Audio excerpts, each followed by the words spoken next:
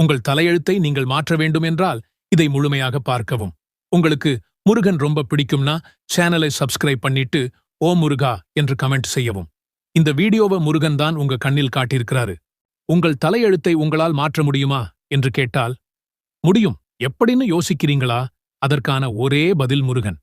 எப்பேற்பட்ட தலையெழுத்தையும் மாற்றக்கூடிய சக்தி திருச்செந்தூர் முருகப்பெருமானுக்கு இருக்கு. நான் நாளைக்கு திருச்செந்தூர் கோயிலுக்கு போகணும் அப்படின்னு நினைச்சிருந்தீங்கன்னா தாராளமா போகலாம். ஆனால் அதுக்கு அவன் முடிவு செய்ய வேண்டும். யார் என்று யோசிக்கிறீர்களா? வேற யாரு?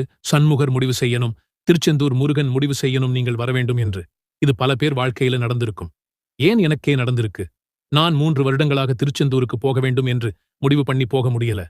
அப்படியே போனாலும் கோயிலுக்குள்ள போக முடியல. கோயில் வாசல்ல நின்னு சாமி கும்பிட்டு வந்த நாட்களும் உண்டு. பின்பு முருகன் கவசங்கள் பாடல்கள் கேட்பேன். முருகா முருகா என்று கூறுவேன். எனக்கும் உன்னை பார்க்க